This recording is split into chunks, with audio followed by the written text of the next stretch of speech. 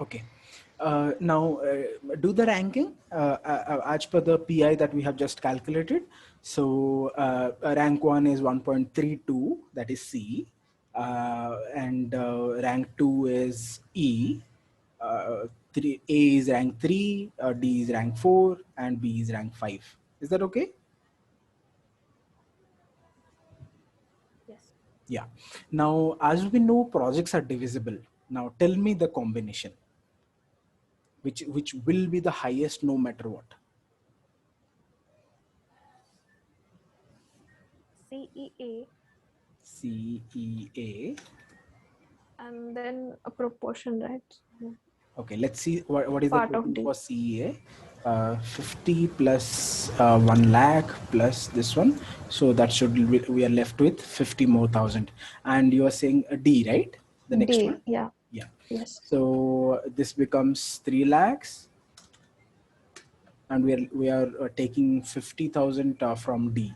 So first of all, C NPV is 16,000, E NPV is 30,000, A NPV is 20,000, plus we'll do a portion of D, 25 divided by 2 lakhs into 50,000, 72,250. Yeah, everybody agrees that this will be highest no matter what. Yes. Yeah, let's do some more combinations just to confirm. Okay. um, what could be the other combinations? It could be give me 1 second. I think I have the list here. CAB. Sorry. We could take EAB, right? Your voice is breaking a little bit. Are you saying Uh, AD? oh. I was saying CEAB also we can take, right? Just the last proportion or A. the fraction we are taking fifth rank. Sure. Yeah. Yeah. So CEA are 2 lakh 50. So from B we will be taking 50,000. Um, so we'll do one thing. I'll just replace this with B part, 35 divided by this one is 30,000. Yeah. So that comes to 71,833, slightly less. Yeah, because that is fifth rank again, no? So that's why. So suppose I take Yeah. D and E. Again, the investment is 3 lakhs. The returns comes to 55,000, much less than what we are achieving earlier. Excuse me. Anything else? So we can take A and D, right? A and D is also 3 lakhs. That comes to 20,000 plus 25,000. Any combination that you make, that will always be highest. C, E, A, and D. Does that make sense, everybody?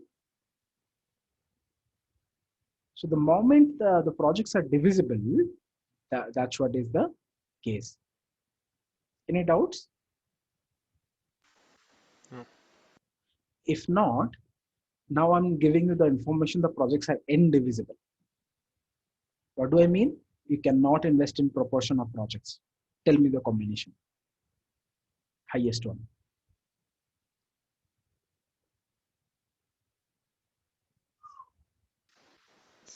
CEA. Okay, CEA is 66,000. You're right, that is the highest one. Hmm.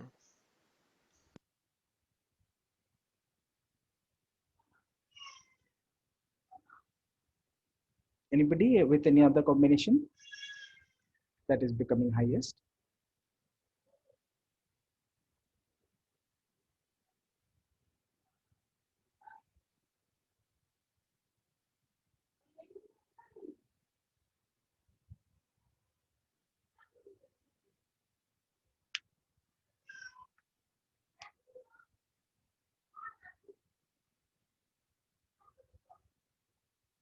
If we start making the combinations, no, A and C can be a combination. AD, AE, CD, CE, D, ACE, with the one that is highest, the last one.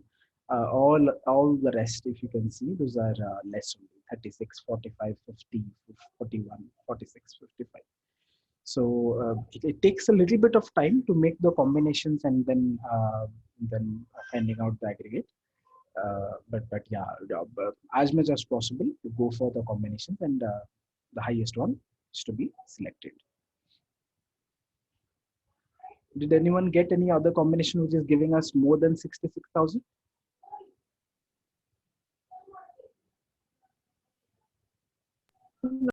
No, right? Yeah, it will not be. That's what the scenario is. So coincidentally, if you look at it, AC and AR rank 1, 2, and 3. One, So two, three. yeah, PI is always beneficial, especially when you are talking about capital rationing. Mostly, I think 80 to 90% cases, 80 to 90% questions, rank 1, 2 must be there in the final combination. Rank 3 may be here and there some because of less value and all that might happen, but that could be, but 1 and 2 must be there. So always go for PI, even though it's indivisible. Um, then also you go for PI only, ranking only, and from that you take it forward. In any doubts, guys? So will there be this kind of question come? Will both scenario will come together like in one No, question, no, no, or no, is it like no, no, no. because this was sir gave us as an example, right? Just Correct. to show. Just Yeah, to, okay. yeah, just to practice only subject in the examination. Sorry, in the classroom. It'll never be like both will not be given. It's not really that important topic where we'll have to do that much of playing. So that won't be there. Any other doubts?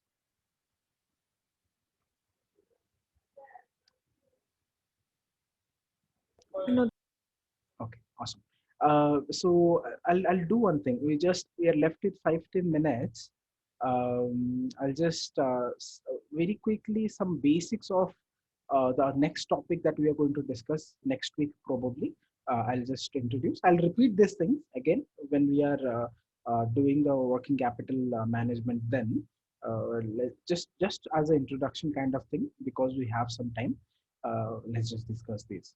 So we are going to take up a working capital management question, and you must be remembering these calculations the moment you look at this. We have done actually good number of questions from this topic, so I'm actually expecting, and in fact, one of the questions from this chapter is marked as important also in the class. So there could be a question from this for sure. Uh, Now, what is this? We already have familiarity with working capital. I mean, we have learned in the first semester itself, working capital is current assets minus current liabilities. Now, why? What is the relevance of this in financial management? If you think about it, what happens is when you are doing a business now, often a budget is prepared in the beginning of a year. When you say budget, what is a budget? In February month for the whole country, a budget is prepared. Like in which portion of our economy, how much money is to be invested, and from which source of income for the government are we going to receive how much of money. So the a kind of budget is prepared. So why that is done? Because it is always beneficial for a business, for a country, even for an individual, to assess our financial condition in advance. So suppose, for example, we had the college fee due, which got extended. Most of us must have had that in mind since 2-3 months. They must have started saving for that, for this. So that's what is budgeting. When we know the major expenses those are coming in the future, we can have a better financial viability. We will be stronger when we know how much of money that we require for which purpose. Having that said, what is the relevance here?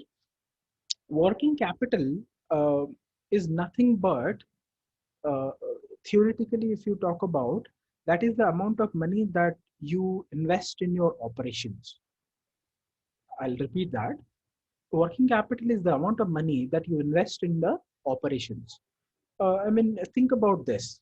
When your business is going on, uh, always there is some money invested in production, in some units that is not yet fully produced, or which is still lying in your warehouse. Some money is always invested in it. So, if I elaborate that a little bit more, if you think about it, suppose you are manufacturing something, and you have a raw material. You are taking that raw material, you are putting the raw material through some processes, manufacturing processes, and a final output is getting converted. If you even see in between the lines, even in those 3 4 sentences that I said, it will be something like this: a customer comes, gives an order. The moment you receive the order, you raise a requisition for production. The production department then starts accumulating the raw material. Production production department realizes that they don't have sufficient material. They give a request to the material acquisition department that, you know what, we are not we are shortage of this material. You give us this material ASAP, because there is an order that we have to meet. So they arrange a material. In order to arrange the material, they have to purchase. The moment they purchase, a business is paying money. Am I right? Suppose you paid, for example, suppose you paid 10 rupees.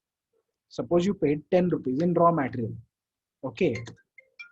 And suppose you paid 10 rupees in raw material. That raw material came to the acquisition department. Acquisition department shifted that raw material to the production department. Now production department, what it does, it runs that raw material through the machinery. The moment you run through the machinery, then the processing happens, and because of the processing, there is electricity bill that you have to pay. There is machine maintenance expenses that you have to pay. Suppose all of that together turns out to be something around 3 rupees. Okay.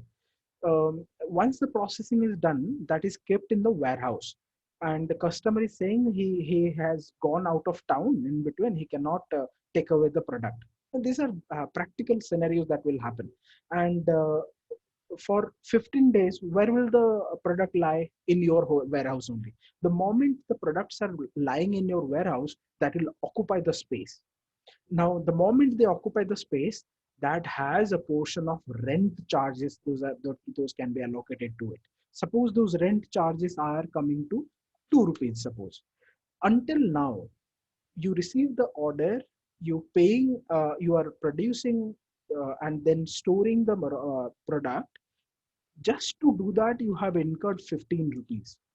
My question to you is, where is this 15 rupees coming from?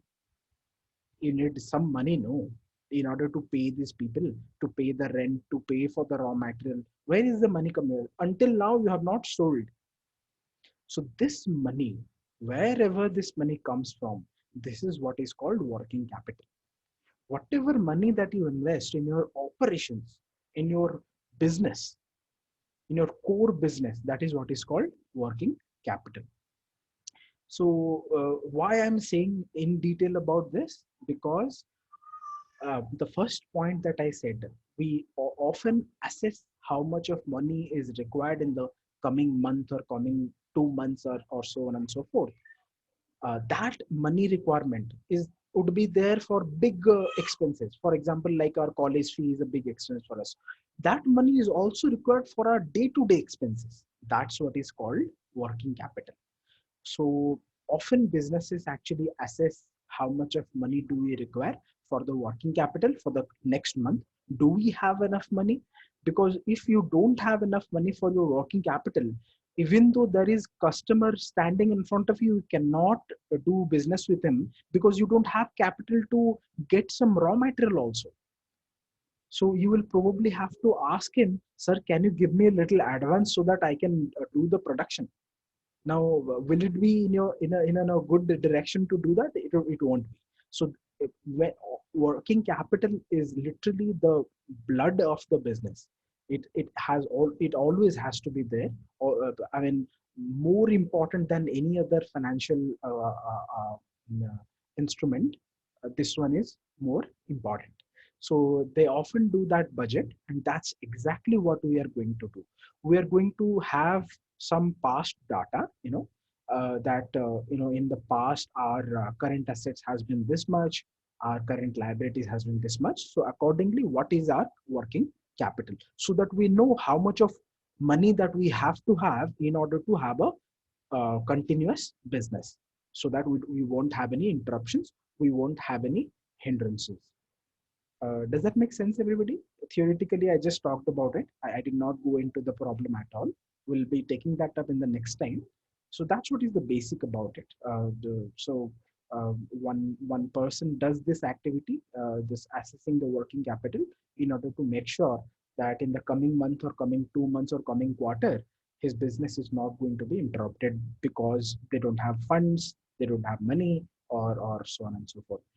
In case they realize that that is the problem, they can at least beforehand make some arrangements, go to the bank, ask for a loan, ask for working capital loans, those are also available, or go for IPO, or go for a little bit of what do you call, debentures, and so on and so forth, other sources of capital. Yeah. And any doubts, guys? No, Dheeraj, got it. Yeah, perfect. Fine then. We'll wind up for today. Next week, maybe Saturday again, we'll meet like this only. Thank you, Dev. Yeah. Sure. Fine. Thank you, Chalo. Raja. Thank you. Thank you. Thank you, Dheeraj.